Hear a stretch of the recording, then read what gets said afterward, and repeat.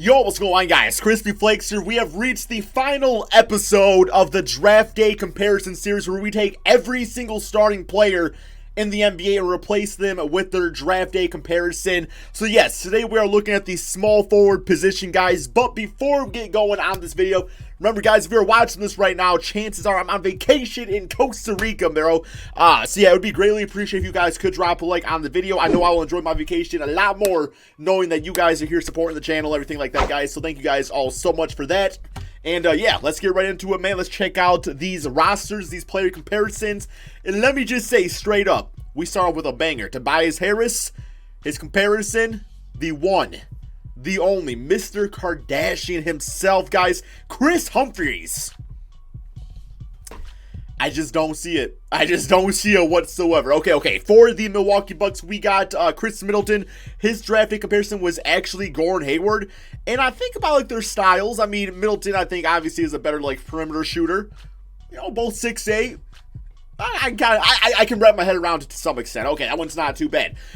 For the Chicago Bulls, we got Otto Porter. His drafted comparison is one of my favorite players of all time. Also, my very first ever NBA jersey I actually got. That is the man, Tayshaun Prince. I love Tayshaun Prince, guys. Although I do remember people used to say he used to actually look like an actual... I ain't going to say it, bro. Okay, never mind. For the Cleveland Cavaliers, we got Cedi Osman. His drafted comparison, Walt Williams. He's an 80 overall, so apparently Walt is a beast. And he's legit like in 2K. So, okay, Walt Williams. Welcome to the Cleveland Cavaliers. For the Boston Celtics, we do got Gordon Hayward. His drafted comparison was Mike Dunleavy. I think he's definitely lived up beyond that expectation, no doubt. For the Los Angeles Clippers, you guys, I mean, obviously it's disrespectful because Kawhi Leonard is one of the greatest small forwards ever playing in basketball. But at least they were giving him like some props going into the draft. His drafted comparison was Gerald Wallace, aka Crash. This was a very solid small forward for quite a few seasons, guys. I mean, I liked him. I remember him on the Charlotte Bobcats the most. But yeah, then again, you know, he's on the Charlotte Bobcats, so yeah.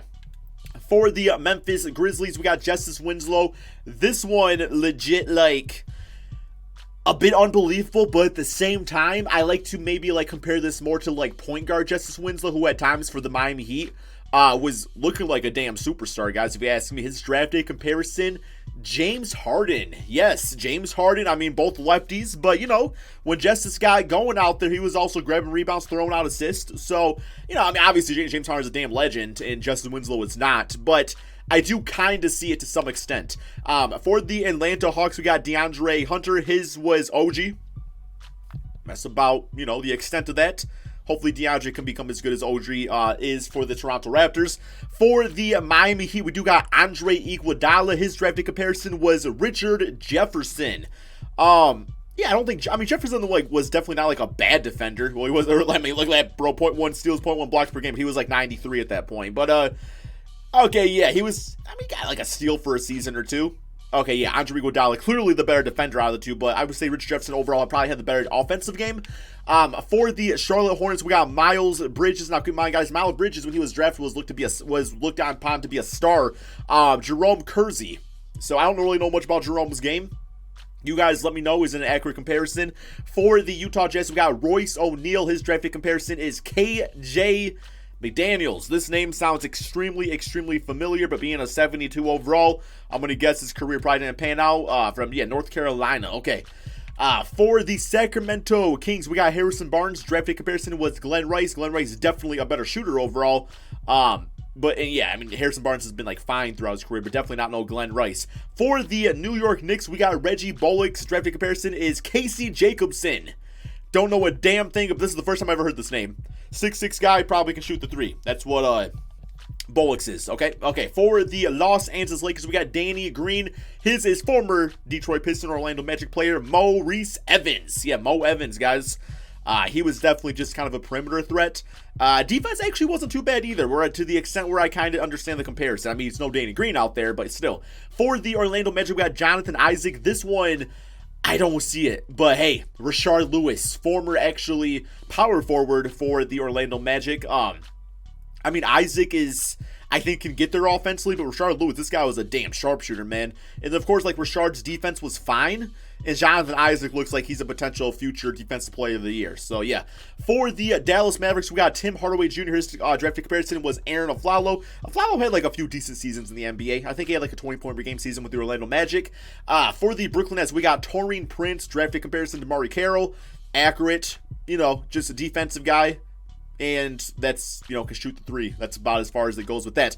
For the Denver Nuggets, we got Will Barton, drafted comparison being Doug West. Don't know much about Doug West's game, guys. So, yeah, that's it with that.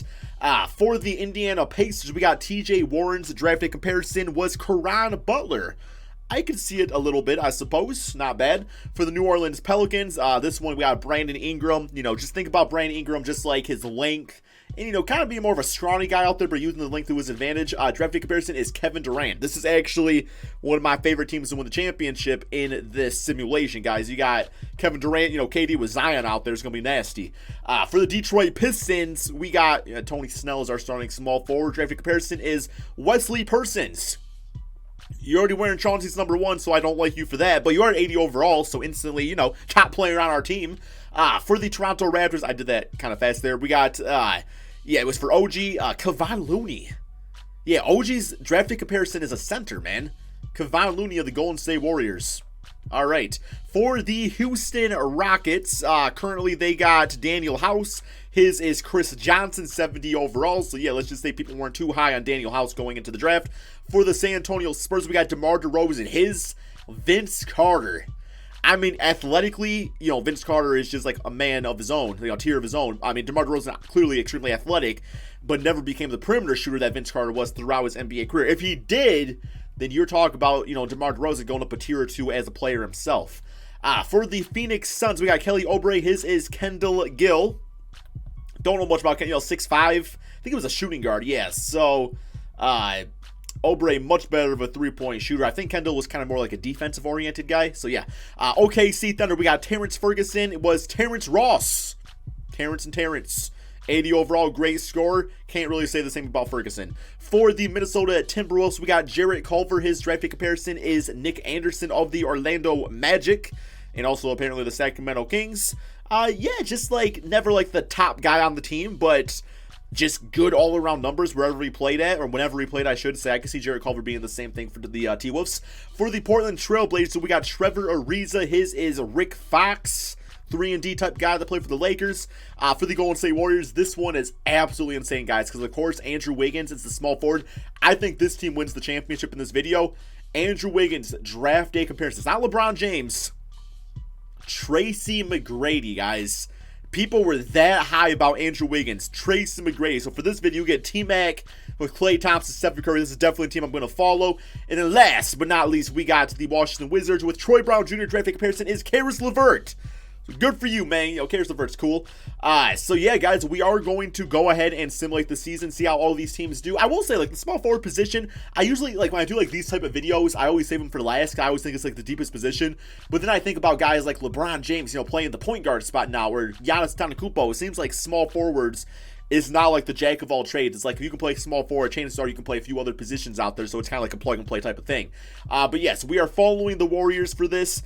Guys, I'm going to go ahead and simulate this NBA season and just see how, these new look small forwards do in the NBA. Okay, so the Warriors surprisingly finished a record of 49-32, one more game of the season against Sacramento Kings, and finished with give us a W. Okay, now also 49 wins only for T-Mac on the Warriors. So we got Giannis, the MVP, John Morant, Rookie of the Year, Nurkic, 6-man, Tayshaun Prince, defensive freaking player. Let's go, baby. And then Daniel Tice, Most Improved, with Doc Rivers, Coach of the Year.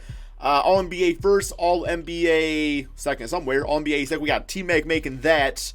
And yeah, that's the only small forward added there. And then Kevin Durant on the Pelicans and Vince Carter on the San Antonio Spurs. Okay. So, we got Clippers, Pelicans, Spurs, Grizzlies, Warriors, Phoenix, Lakers, Nuggets, Philly, Toronto, Miami, Brooklyn, Milwaukee, Charlotte, and Boston, Atlanta. Okay. Let's go to the league standings so you guys can see how your favorite team did. My Detroit Pistons have failed to make the playoffs in every single one of these. So, yeah. Not too happy about that. And, yeah, they're not in this one either. But, hey, that's how it goes when you got a bad team, right? Let's go to the league leaders so you guys can see how the different small forwards did out there. So Tracy McGrady did actually lead the team in scoring at 28 points, 6 rebounds, 8 assists. Well, I guess led the small forwards. I don't know if he led the team. James Harden at 26 with 11 assists. Kevin Durant killing it on the Pelicans, but not enough. Like only 24 points. That's kind of surprising. Gordon Hayward, Vince Carter, only 23 points. He's dropped about 50 in today's NBA. Wesley Persons, very nice. Glenn Rice, Tayshaun Prince, Defensive Player of the Year. I don't know about that one. I mean, he was a good defensive player for the most part, except, LeBron James kind of like, kind of took him over every single time they played. But, yeah, Mo Evans had a solid 10 points for the Los Angeles Lakers, probably playing nicely off LeBron and AD. Kevon Looney has a small forward. 8 points, 7 rebounds. Good for you, man.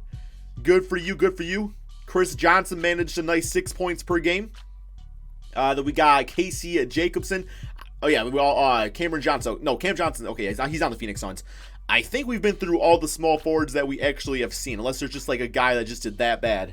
No, because everybody got minutes. Everybody started for their team. So, Juan Toscano, who are you, man? I never heard you in my entire life. But let's go ahead and simulate these playoffs. I'm still going with my prediction of the Golden State Warriors. I don't care. Philadelphia has been getting like the number 1 seed in all these. But I think it's been like the Lakers. I think the Celtics might have won one time. I think Philadelphia did win one time also.